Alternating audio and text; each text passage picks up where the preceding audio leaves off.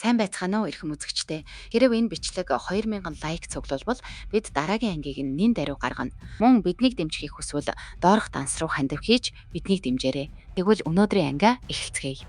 Газар буумагцаа манай хүү ер бусын хурдаар ухсгийж смайтыг өчиггүй өсөглөн хэдэн метрийн цаан шидчихв. Ингэхдээ агаарч шидэгдсэн сэлмийг шүүрч аваад дайснуудаа нэргэхээр манагийн хүчтэй давлгааг гаргалаа. Энэ бүхэн нүд ирэмхийн зуур болж өнгөрсөнд гэрийн мэл гайхсан бол манай хүү илдээ дайсныхаа зүг чиглүүлэн түүний төлөвлөгөөний цорын ганц алдаа нь өөртөө шууд нүүр тулсан явдал бөгөөд энэ нь ахын ялагдлын гол шалтгаан болохыг сануулв. Энд байгаа үеэл нь сандарч түүнийг мангас гэж дуудаж байв. Астер хөлөндөө шид шингээж Грегон арчаагүй ялагдагчийг зүгтаж амжихаас өмнө тэдний хоорондын зайг багасгахаар пуужин шиг дээшээ эргэлдэн хөөрөв. Найз минь, сэлмигийн ч устгасан ганцхан зүсэл дээр хийгц татуулав.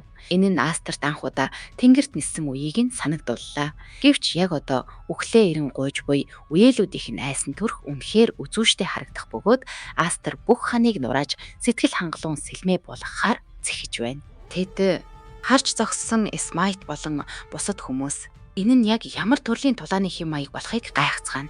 Гэвч тоос манан замхрахад Астер уеэлийнхээ биеийг чирч явах бараан дүрс харагдах бөгөөд энэ нь надад ододод аялал киноны Люк Скайуокер Дарт Вейдрийг чирч гаргадаг хэсгийг санагдууллаа. Түүний биеийг бүх хүнд харуулгаар ил гаргав. Грегон Илмхаймын гэр бүлийн албан ёсны тушаал байхад үнэн ч ирчүүд нь түүнийг ингэж арчуулж байхыг зүгээр л харж зогсоод яагаад дайрч орохгүй байгааг асуув. Смайт болон бусд нь тулалдгаар шууд ухсхийх бөгөөд Астер тэднийг үндсэн гэр бүлийнхэнд арчуулахаас үнэхээр тийм их айдаг эсхийг гайхаж эхэлнэ. Смайт шиг сул дорой хүмүүсийн хувьд тэд ердөөл юу ч биш болон замхрах 3 дугаар зэргийн язгууртнууд юм. Тэрээр өөрийн эцэг нь Илмхамийнхны өмнө гуйж байхыг харсан. Тэд тэдний өмнө сул дорой байсан тул зөвхөн дээр байгаа хүмүүст таалагдахын тулд л амьдардаг байв. Мэдээж Астер шиг өөрийн хүчинд бүх зүйлийг эзэмшсэн хүн тэдний нөхцөл байдлыг хизээж ойлгохгүй. Эхэндээ баг зэрэг бухимдсан залуу эзэн чангаар инээж эхлэв. Энэ бүхэн түүнд эрх мэдэлгүй хүмүүсийн мэдрэмжийг хизээж ойлгохгүй хэмээн толгойг нь өртөл өгөлдөг байсан ирч Кудогийнх нь яриаг санагдуулна. Тийм учраас Астер бүх талаараа давуу эрх эдэлж буй өөрийнхөө байр суурийг маш сайн ойлгож байгаа юм. Мөн тиймдээч тэр өөрийн хүслээр ямар нэг зүйл хийхээр шийдэж өөрийн дайснаа Илмхамын гол гэр бүл хэмээн зарлаж хэрв эдгээр хулчгарууд хувь тавилангаа өөрчилж чадахгүй бол тэдний оронд өөрөө өөрчлөн гэдгээ мэдэгдэв. Энэ жишүүртэй гэр бүлийн дарангуйллыг устгахын тулд юм. Түүний энэ мэдэгдэл цэнгэлдэх хүрээлэнд байсан бүх хүний сэтгэлийг хөдөлгөв. Үеэл нь яг одоо юу яриад байгааг Грегонд бүр ойлгож чадахгүй байлаа. Смайт Астерт бурхныг бодож өөрийнхөө үгийг сонсхийг сануулгач Астер юу хүсэж байгаагаа мэдэж байв. Тэрээр Илмхамын дүрмд дагаар орохоос татгалзаж гол гэр бүлийн эсрэг албан ёсоор дайн зарлалаа. Учир нь энэ сул дорой хүмүүсийг зөвхөн өрөвдөлтөй гунигтай төгсгөлөл хүлээж байгаа юм. Тэр тэдэнд ойлгуулахыг хичээв. Ганц гарцсан тулалдаж гарах бөгөөд 7 далавчны ачаар тэдэнд боломж бий. Одоо тэд Астер, Грегон хоёрын хэнийг дэмжихээ сонгох хэрэгтэй. Муу гүнгийн хүү хүзүүндээ сэлэм тулгуулсан ч гэр бүлийнхээ нэр хүн дээр далаалхан урвал зүгээр орхихгүй хэмээн занал хийлнэ. Зөөлө тэднийг чиглэн ирж тэдэнд дахин айдас төрүүлв. Смайт хамгийн их дарамтад орж хамаг хөлсөн цувсаар эцэст нь сонголтоо хийлээ. Түүний сэлэм газарт унаж тэр Астрын талд орохоор ураг шалхав. Гол гэр бүлийг бут нэргэж чадчих байвал тэр энэ хөдөлгөөнийг дэмжихэд бэлэн байна. Жинхэнэ удирдагчийг манайхуу өгсөн амлалттай хүрнэ гэдгээ батлав. Энэ нь Геоныг хөх тугаа өргөхөд хүргэж өөрийн гэр бүлийг Илмхамын Астертай холбоотон болсныг зарлалаа. Энэхүү мэдэгдэл бусад бүх хүмүүсийг алмааруулж орхив. Хэн нэгэн манай хүүгийн талд орж Грегоны төлөвлөгөөг нураана гэдэгт итгэж чадахгүй байв. Үеэлийнх нь хувьд тэднийг хэсэг бүлэг сармагчингууд гэж дуудан яг л Фреза болон Гито сугууругийн хэмжээний үсэн ядалтаар буцалж байлаа. Смайт эргэн тойронд юу ч хийлгүй зогсож буй жирийн ардуудад хандан энд амьдралынхаа алтан боломжийг ашиглан 7 далавчны хүчтэй холбоотон болох боломж байхад хэмээн хашгирчв. Түүнийг багт нэгтсэний ачаар Астер цаашид тариалалт хийхдээ санаа зовох хэрэггүй болсондоо итгэлтэй байна. Бүх тугийг ганцаараа түүж Грян түүнд зориулж бэлдсэн тактикийг нураачихлаа. Гэхдээ энэ нь ч бас түүний хувьд хангалтгүй байв. Ядчил түүний зорилгод бол хүрэхгүй. Учир нь тэр Илмхамын гэр бүлийг үр мөсөн тарж түлхэн унгахыг хүсэж байгаа бөгөөд үүний тулд хамаагүй олон холбоотон хэрэгтэй. Улаан багийн нэг гишүүн залуу эзнийг зүгээр эсхийг асуутал өөдөөс нь цэвэр дайсагнасан хандлагаар цохиот шидчихв. Энэ бацаан үнэхээр галзууртлаа ууралсан бөгөөд хин нэгэн яаж салбар гэр бүлийн хүнд тэгж автаж чаддаг байна хэмээн огтхон ч ойлгож чадахгүй байлаа. Түүнийг ингээд сул тавих нь Гряниг өөрийг нь сүрэлд хүргэх бөгөөд нэр хүндэн ч бас.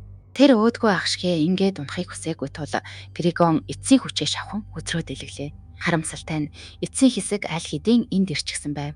Ноолон ирээд Илэмхаймын залуу эзний ийм өрөвдөлтэй байдалтай байгааг нь дооглон тохиорхов.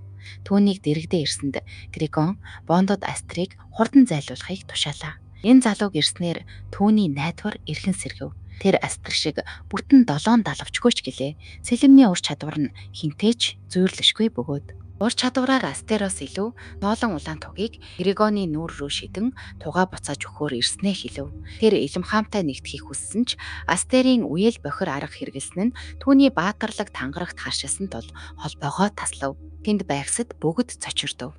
Илэмхаймын хүслийг эсэргүүцснээр бүх зүйл эргээд 1-р цэг дээрээ ирлээ. Тэдний дуусгаагүй байсан тулаан одоо ч шийдэгдээгүй хിവэр байна. Ноолон энэ тулааныг эзлэхгүйгээр бүх зүйлийг ингээд зүгээр өнгөрөхийг огт хүссэнгүй. Тиймээс тэр гэр бүлийнхээ нэр төрийн төлөө илдээ суглан 7 далавч эзэмшигч хүүгийн өмнөөс сөрөн зогсов. Тулаан нэгэнт гарцаагүй болжээ.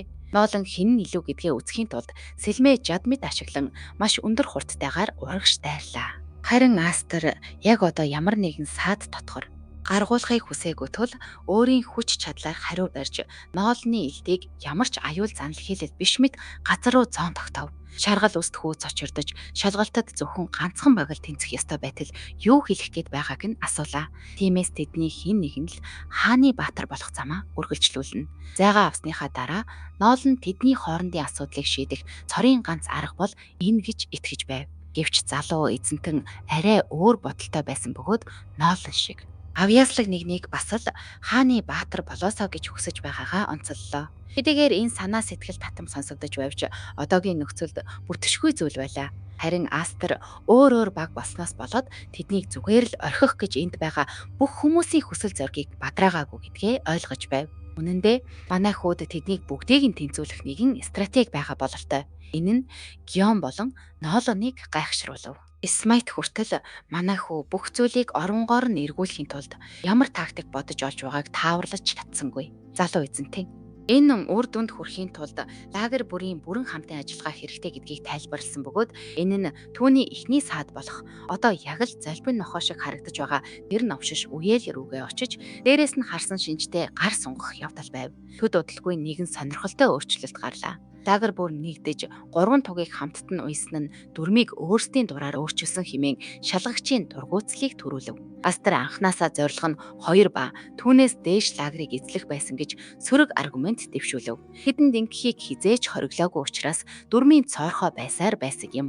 Нэг хуаран дээр 2 туг зоочглоо. Тийм ч учраас тэд бүгдээрээ нэгдэж холбоо байгуулад бүх газар нутгийг нэг доор эзлэн авсан хэрэг. Энэ бол шалгалтын системийн эсрэг ажилласан үнэхээр суут стратеги байлаа. Шалгагч багш энэ үйлдэл нь шалгалтын үндсэн утга учирыг үл хүндэтгсэн хэрэг хэмээн уурсан хашгичих боловч Смайт тэдний төлөвлөгөө нурчлоо гэж айж байв. Бүр гэрээ хүртэл энэ тактикт огтхонч итгэлгүй байлаа. Шалгагч багш дайснуудтайгаа гар барьж тоглоомын дүрмийг дуусгасан тэрхүү зүрх зоригтой хүүгийн эсрэг хамаг уур хилэнгээ гаргаж байхад Астер тайвнаар хариу барьж хэрв дайсныг амьд үлдээх нь илүү үн цэнтэй гэж үзвэл ийм зүйл хийх л болно гэв. Энэ нь шалгагчийн уурыг улам хүргэж баатар хүн бол бусдыг тушааж удирдах биш зүгээр л тас цачих учиртай сэлэм хэмээн архирлаа. Залуу эзэн энэ хариу үйлдэлийг ойлгож байсан ч тэд техникийн хувьд ямар нэгэн дүрм зөрчөөгүй гэдгийг ч бас сүрч хэлв. Тиймээс хэрв хэн нэгний бардам зангаас болж тэднийг асвал энэ шалгагч өөрийн үрэгт ажилдаа бүдэрсэн гэсэн үг болно. Энэ нь түүнийг мухардалд орууллаа. Гэхдээ хамгийн гол нь манай хүү шивнэн хэлв.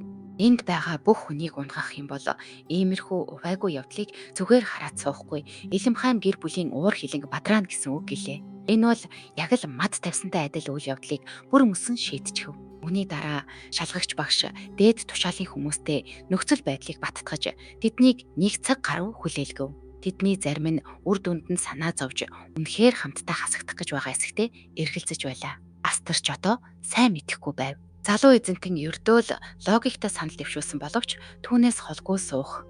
Григон эцэст нь хамтрахаар болсонд нэгэн язгууртан гайхаж манай хүнээс юу хэлснийг нь асуухад тэр зүгээр л инээмсэглэв. Гэхдээ шалгалтын комисс ирж захирал мөмөр өөрөө дүнг зарлахаар ирснийг дуулгав. Түүнийг хараад бүгд гайхсан ч Смайт үгнийг энгийн харагдаж байна гэлээ.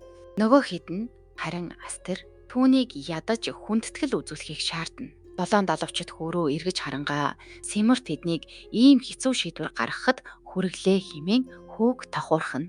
2 дугаар шатны шалгаруулалтад ийм олон нэр дэвшигч үлдсэн нь түүхэнд байгаагүй хэрэг байв.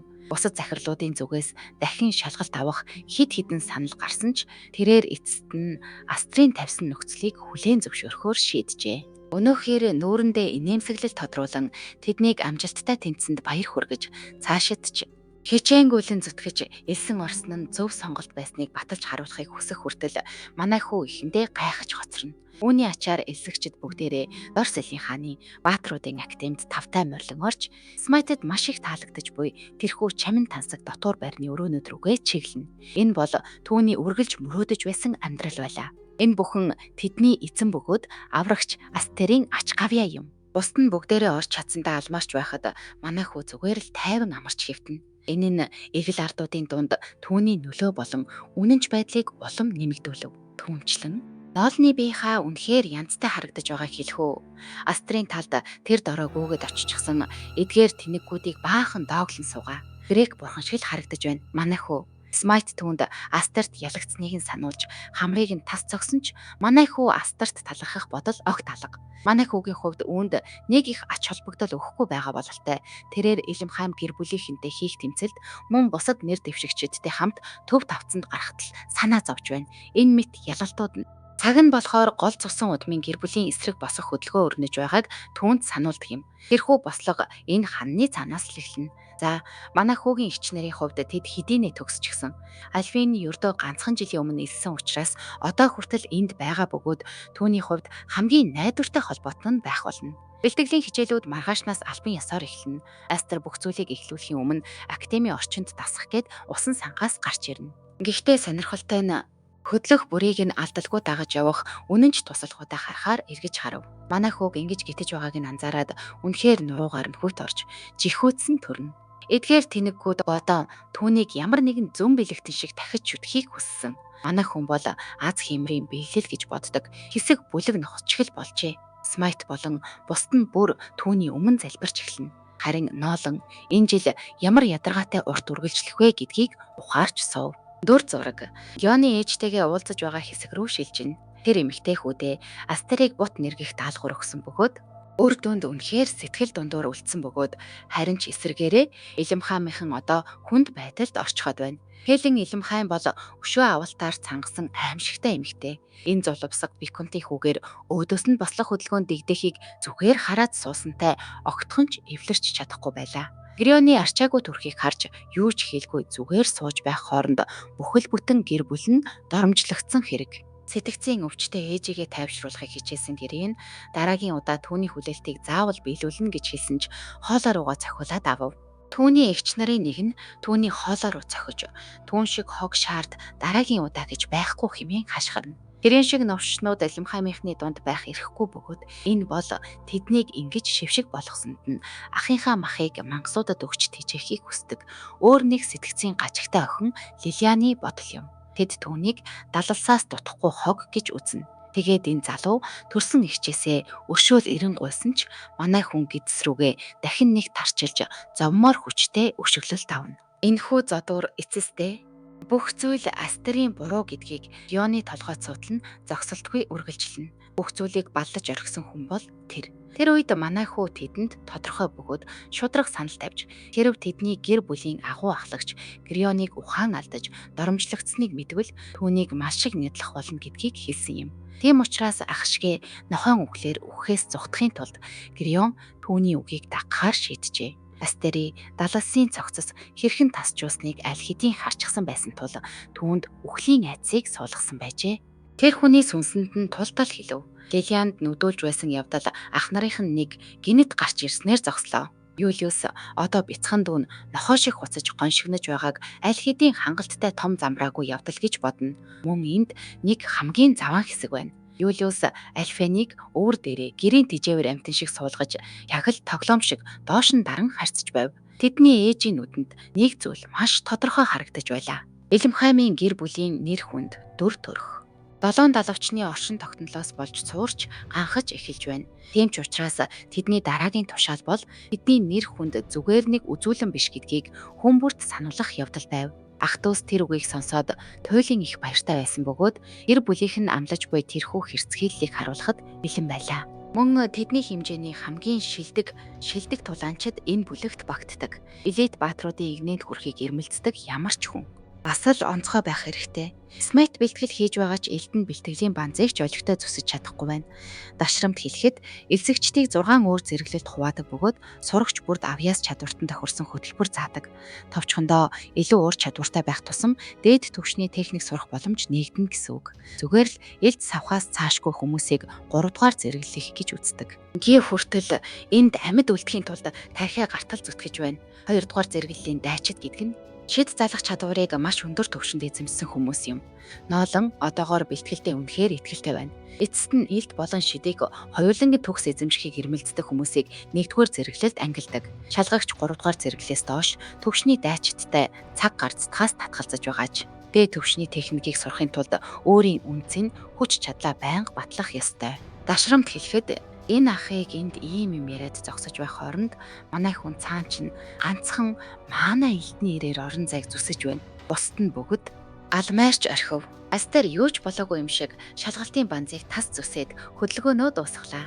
Энэ бол бусдынх нь тэмүүлэх ёстой төвшин боловч жирийн дайчид энэ төвшөнд хүрнэ гэдгийг төсөөлж чадахгүй. Мим шоконд орж бишрэн харж байх бөгөөд 7 далавчны хүч нь големын нэгтралтай шидэт төмөр багныг юу ч үгүй устгаж энэ хүү тоглоом биш гэдгийг бүгдэд ойлгуулав.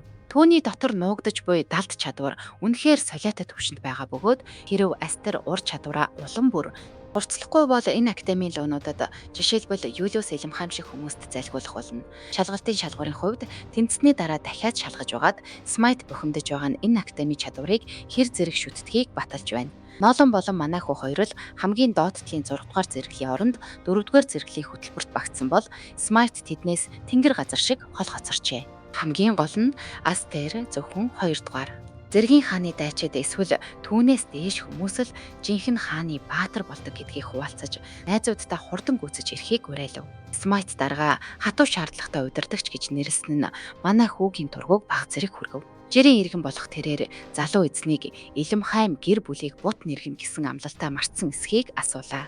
Учир нь тэдний хид хідэн нөхөд Астер хорвоо дэлхийн тогтолцоог үрд өөрчлөн гэсэн санаан дээр дөрөөлөн тэрхүү үгэнд найдаж байгаа юм. Тэдэнд ийм ихтгэл үнэмшил төрж байгаа нь анхны тохиолдол учраас тэр тэднийг гонсойлохгүй байх нь чухал юм.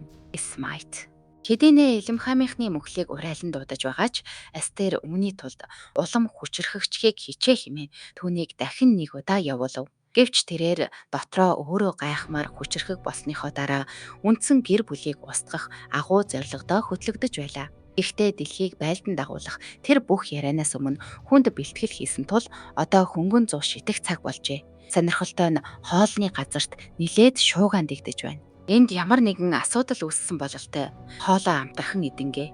Удаж Астерийг өгтөн авч өөрийн дүү гэж цоллож буй энэ хүн бол Юлиус. Түүний яг хажууд Лилиан сууж байлаа. Харин хөлд нь манай хүүгийн хараахан харж амжаагүй байгаа нэгэн хэвтэн. Энэ шаргал ус тул гол гэр бүлийн 2 дугаар хүү. Мөн залхамжлах эрхийн төлөөх тэмцлийн 2 дугаар дарааллын хүн. Түүний эгч Лилианч гэсэн түүнийг дагалдан яваа. Яг адилхан хэрцгий нэгэн. Энэ хоёрыг хамтд нь бүх гэр бүл дотроо хамгийн тарчлаантай хослол буюу дарангуйлагч, эгч, ах дүүс гэж зартайгаар нэрлэдэг. Энэ нь манай хүүгийн аяллыг улам хүндрүүлж байгаа бөгөөд учир нь энэ хоёр ч гэсэн академид сурдаг байна. Лилиан манай хүүг сонирхож хөлдөнд хөвтөж буй дуугарч чадахгүй амандаа өглөн муухай харах хэрэгээс өөр. Бөөрхөн царайтайг нь магтана. Тэд түүний нүүрэнд баг зүлгэжээ. Үүнийг төмөр дөнгө гэж нэрлэдэг. Астер үннийг дорд хүмүүсийнхээ алдаа дутагдлыг засах гэж гэр бүлээс хэргэлдэг тарчлах хэрэгсэл хэмээн тайлбарлав. Энэ бол манай хүүгийн өмнөх насндаа маш сайн мэддэг байсан зүйл юм. Нөгөө талаар Юлиус түүнийг өдийг хүртэлх мэдлэгтэй байгаад нь нилээд биширч байлаа. Үүний зэрэгцээ яг өмнөх хугацаанд тэрээр гэр бүлийнхээ нэрийг зүүлсэн атлаа зэрэглэлээрээ ичхүүртэйгээр 6 дугаар ангийнх болж хоцорсон Гриконыг өрөвдөлтэйгээр дээрээс нь доош харна. Үнэхээр өрөвдмөр дүр зураг. Гэхдээ бүү Юлиус зүгээр л элдэг ах байхыг хичээж энэ шийтгэлээр дамжуулан хайртай дүүгээ илүү их хичээхийг урамшуулж байгаа хэрэг. Дашрамт хэлэхэд түүний бусад хүмүүс ч ялгаагүй. Тэд бүгд төмөр гав гинжээр хүлэгдсэн. Тэдний амьдрал амжилт олох уу эсвэл бүдрэх үү гэдгээс шалтгаална. Учир нь энэ л тэдний. Тэжээл авах ганц арга зам. Бүдрвэл тэрхүү хангамжаа тасдуулж улмаар үхэлд хүрнэ гэсэн үг. Смайт эдгээр хүмүүст юу тохиолдод байгааг гайхан асууна. Тэд бүгд ижилхэн тэнэг баг зүүжээ. Юлиус тэднийг өлсвлэн араатнууд Актемийн дээд курсийнхэн хэмээн доог тохуу хийн. Тэгээд тэдний дундаас нэг нь нэгнийг ичиж зовлгүй нүүр царайгаа хурдан харуулахыг шавдуулна. Тэгтэл тэр хүн нь тэдний бяцхан уулзалтад зориулж алхан гарч ирэх нэгэн охин байлаа. Астер түүний улаан ус руу харсан даруйд манай залуу Юлиусийн дарангуйлалдоор шууд утгаараа боол болон хувирсан Альфины байдлыг хараад сэтгэл зүйн асар том цохилтод орно. Тэр ах нь манай залуугийн уурыг барж яг эмзэг цэгийг нь хатгаж чадлаа. Альфен одоогийн ийм байдалтайгаа манай залуу руу ихцэлж харж чадахгүй байхад Астер үнэхээр галзууртлаа уурлаж элдээ суглан ах руугаа архирч түүнд яг юу хийчгээд байгааг нь асууна. Баглаа төмөр гав гинт шийдлэнгээ. Юлиус шинээр элсэгчдийг зохих ёсоор нь өгтөн авахын тулд үнэндээ ийм зүйлсийг зөндөө бэлдсэн гэж хашгирна. Астер академид элссэн учраас Илэмхайм гэр бүлийн ах тэдэнтэй хамт угталтын үдэшлэгийг амтлахыг үгтлээ хүсэж байна. Юлиусын дор аль хэдийн ажиллаж байгаа хүмүүст эдгээр шин залуусыг төмөр удир дамжин шинэ ангид элсүүлэх тушаал өгөгдөнө. Тэдний хэн нэг нь аятайхан хоол олж идэх цорын ганц арга бол эдгээр залуусыг чирэгдэж байхдаа нүрээр нь газар харуулахыг баталгаажуулах явдал юм. Актемийн дээд курсийнхэн элдээ хурдан суглан туршлагаар хамаагүй дулмаг шин цэргүүд рүү дайрч эхэлнэ. Смайт тэдэнтэй нүүр тулахад хэцүү байв. Ноолон шиг хүн хүртэл тэдний нэг бүрийг тэдний дунд дор хаяж 4-р зэргийн магадгүй түүнээс ч хүчтэй нэгэн байна. Смайт Илэмхаймтай тулалдахыг хүсэж байсан ч эхний өдөр л эцсийн бостой таарна гэж сансангүй. Хүчний зөрүү дэндүү их байв. Тэр манай хүнээс зөвлөгөө хүсгэд Астер хэдийнэ галзуурчихсан байлаа. Түүний сэлэм улаан манаагаар өргөлж замд нь таарлцсан бүхнийг хядаж эхлэв. Тэр Юлиусыг асарч байхдаа ах нь энэ бүхнийг хэрхэн шийдэхийг асуув. Доорх дэмжигчид маань шиг тааж бас манай сувгийг дэмжихийг хүсвэл тайлбар хэсэгт байрлах данс руу хандив илгээж дэмжээрэй. Таны дэмжлэг бидэнд илүү олон ангийг хурдан гаргахад туслана. Сувгаа дагаж, лайк дарж, дараагийн ангид дахин уулзцгаая.